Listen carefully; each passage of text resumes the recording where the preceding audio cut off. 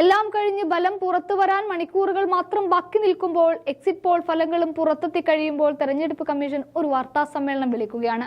ഇവിടെ തെരഞ്ഞെടുപ്പ് കമ്മീഷൻ പ്രത്യേകമായ ഒരു കാര്യം ചെയ്ത് രാജ്യത്തിന്റെ കയ്യടി തന്നെ വാങ്ങിക്കൂട്ടുകയാണ്. അത് സ്ത്രീകൾക്ക് മുന്നിൽ, അതായത് തീച്ചൂളയിൽ വെന്തുരുകുന്ന കാലത്തും വനിതാ വോട്ടർമാർ പോളിംഗ് ബൂത്തിലെത്തി ഒരു പൗരൻ എന്ന നിലയിൽ അവരുടെ വോട്ടവകാശത്തെ വിനിയോഗിച്ചതിൽ സന്തോഷം പൂണ്ടിട്ടാണിപ്പോൾ തെരഞ്ഞെടുപ്പ് കമ്മീഷൻ വനിതാ വോട്ടർമാർക്ക് മുൻപിൽ കൈയടിച്ചുകൊണ്ട് എഴുന്നേറ്റ് നിൽക്കുന്നത്.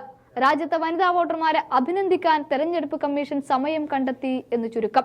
അതും എഴുന്നേറ്റ് നിന്ന് കൈയടിച്ചുകൊണ്ടാണ് അവർ ആ അഭിനന്ദനം അറിയിച്ചത്.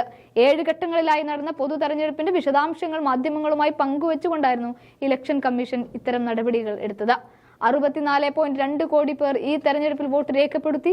വോട്ടർമാരിൽ 31.2 കോടി പേരും വനിതകളാണെന്ന് അറിയിച്ചതിന് ശേഷമായിരുന്നു കമ്മീഷൻ അഭിനന്ദനം അറിയിച്ചത്. എന്നാൽ ഈ ഒരു കാര്യം ഒഴിച്ച് തെരഞ്ഞെടുപ്പ് കമ്മീഷനിൽ നിന്ന് ശുഭകരമായ ഒന്നും തന്നെ പിന്നീട് ഉണ്ടായിട്ടില്ല എന്നുള്ളതും മറ്റൊരു കാര്യമാണ്. തെരഞ്ഞെടുപ്പ് കമ്മീഷൻ മാധ്യമങ്ങളെ കാണുന്നില്ലെന്ന വിമർശനത്തിന് മുഖ്യ തെരഞ്ഞെടുപ്പ് കമ്മീഷണർ മറുപടി പറഞ്ഞു. 100-ലേറെ വാർത്താക്കുറിപ്പുകൾ ഇറക്കിയെന്നും എപ്പോഴും മാധ്യമങ്ങളുമായി തങ്ങൾ സംവദിക്കുന്നുണ്ടായിരുന്നുവെന്നും അദ്ദേഹം പറയുന്നുണ്ട്.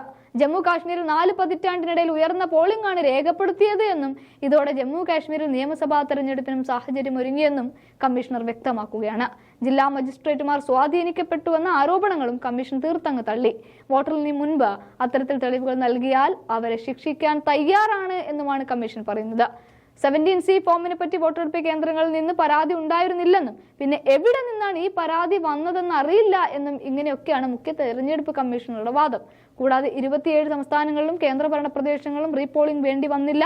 2019 അപേക്ഷിച്ച് ആകെ 39 ഇടങ്ങളിൽ മാത്രമാണ് റീപോളിംഗ് നടന്നതെന്നും മുഖ്യ തെരഞ്ഞെടുപ്പ് കമ്മീഷണർ രാജീവ് കുമാർ വ്യക്തമാക്കുകയും ചെയ്തു.